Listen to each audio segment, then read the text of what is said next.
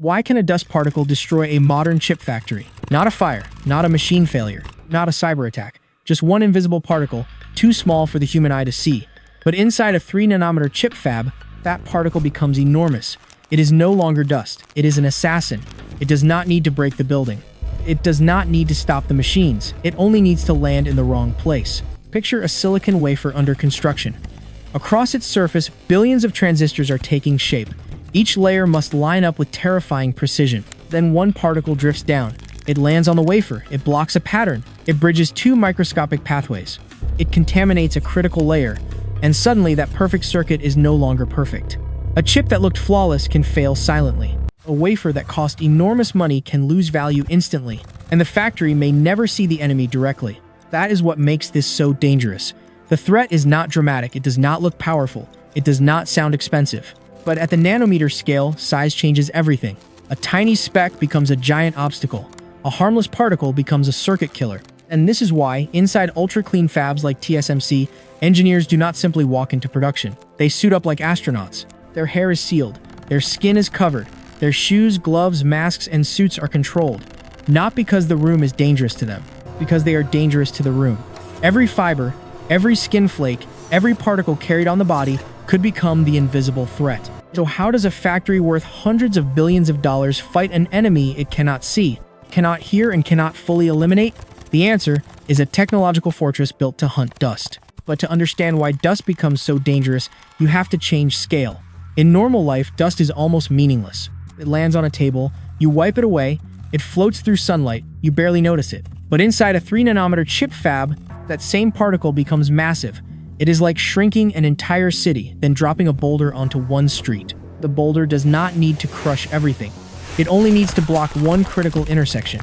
That is exactly how contamination works on a wafer. The wafer may look smooth, it may look perfect, but the real battlefield is far smaller than vision.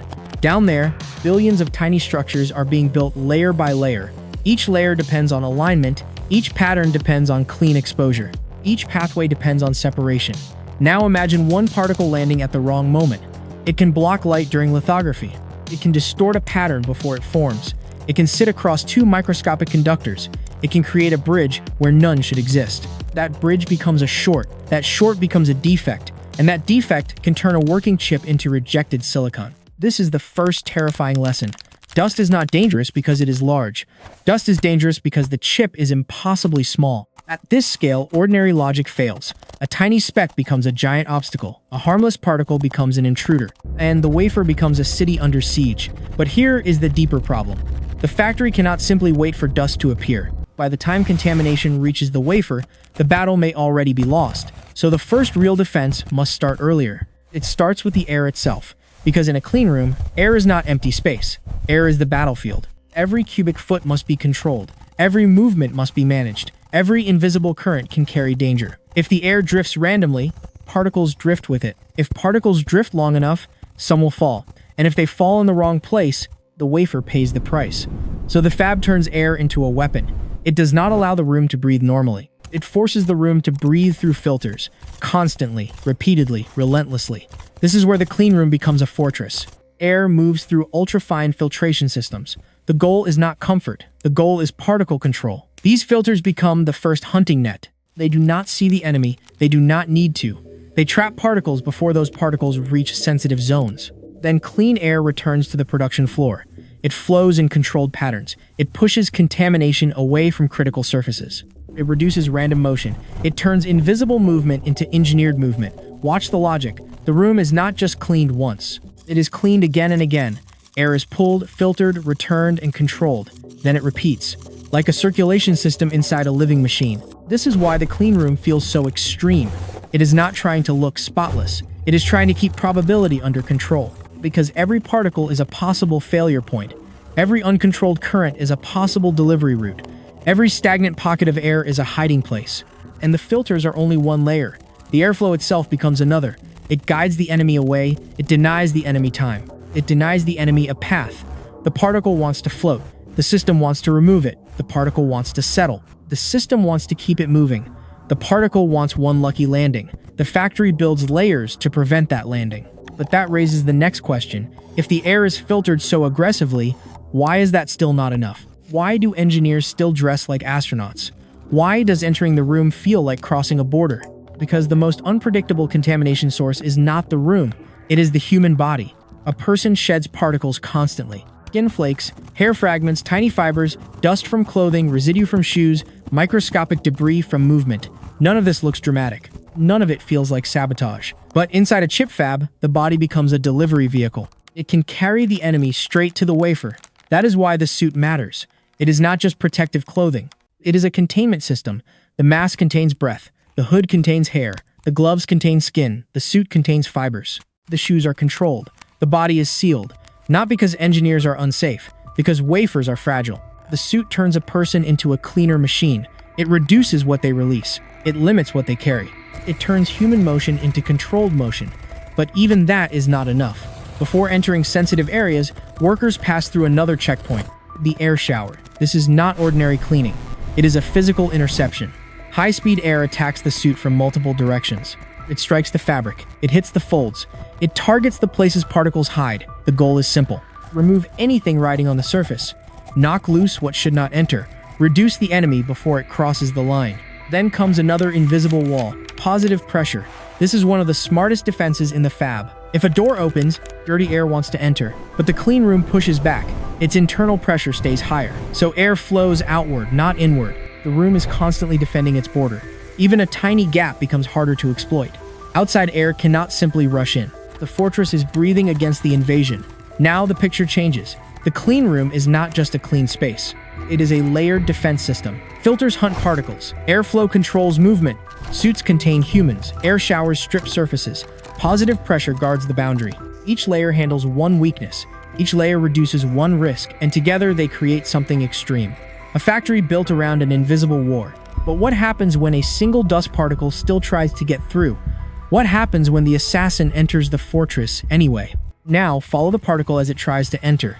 It does not arrive like a visible invader. It does not flash red on a monitor. It rides quietly on a surface, maybe on fabric, maybe on a glove, maybe on the outside of a suit. It waits for motion. A worker moves forward, a door opens, air shifts. The particle gets its chance, and this is where the fortress begins to respond.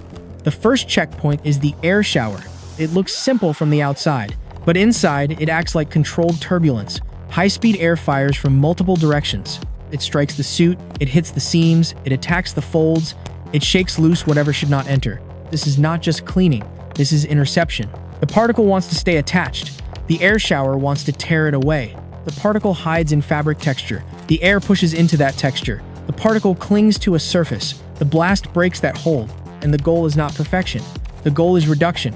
Every particle removed before entry lowers risk. Every speck stopped here protects the wafer later. That is the logic of the clean room. Do not wait for failure. Attack probability before failure begins. But suppose one particle survives. Suppose it remains attached. Suppose it crosses the first line. The factory still has another defense waiting. Positive pressure. This is the invisible border guard. In a normal room, outside air can rush inward. It enters through doors. It slips through gaps. It follows pressure differences. But a clean room reverses that weakness. The inside pressure stays slightly higher. So when a door opens, clean air pushes outward. The room exhales against contamination. It does not invite the outside world in. It forces the outside world back. This matters because doors are dangerous. Transitions are dangerous. Human movement is dangerous. Every opening could become a delivery route. Positive pressure turns that route into resistance. The particle wants a path inward. The room creates a current outward. The particle wants to ride a draft. The fortress pushes against the draft. This is why the clean room feels alive. It is always defending its boundary. But what if the particle still gets through? What if it escapes the shower? What if it crosses the pressure barrier? Now the battle moves into the air itself. This is the most important battlefield. Because inside the fab, air cannot behave randomly. Random air is dangerous air. It can carry particles, it can hold particles, it can allow them to settle. So the factory turns airflow into architecture. Clean air moves through controlled paths. It sweeps across sensitive zones. It pushes particles away from critical surfaces. It reduces the time they can drift. It reduces the chance they can land. And then the air is pulled back again. It is not simply released and forgotten. It is captured, it is filtered, it is returned. Then the cycle repeats, again and again, constantly. This is where ULPA filtration becomes the hunter. The filter does not need to identify the particle.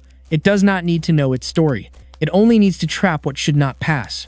Air enters the filtration system. Contamination meets the barrier. Clean air returns to the room. The particle loses another chance.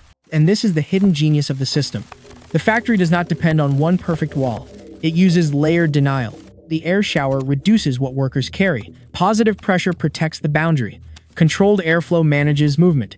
ULPA filtration removes particles from circulation. One layer catches what another misses. One system covers another weakness. Together, they shrink the enemy's opportunity. The particle needs one lucky landing. The factory creates thousands of unlucky outcomes. But imagine the worst case. One particle avoids the shower. It crosses the threshold. It slips into the clean air. It avoids immediate filtration. It drifts toward the wafer. This is the nightmare scenario. Not because anything explodes. Not because alarms suddenly scream. Because the damage can be silent. The wafer keeps moving. The process continues. The machines keep working. But at one tiny point, reality has changed. A pattern may be blocked. A layer may be distorted. A bridge may form between pathways. A defect may appear where perfection was required. And that defect does not need to ruin everything. It only needs to ruin enough. One chip can fail. One region can be rejected. One wafer can lose yield. And yield is the entire game. This is the twist. The clean room is not really about being clean, not in the normal sense. It is about defending probability. It is about making failure less likely. It is about controlling the invisible conditions around production. A room can look spotless and still be dangerous. A surface can shine and still be contaminated. A worker can look sealed and still carry risk. So the factory treats cleanliness like engineering. Air becomes a system. Clothing becomes containment. Pressure becomes a wall.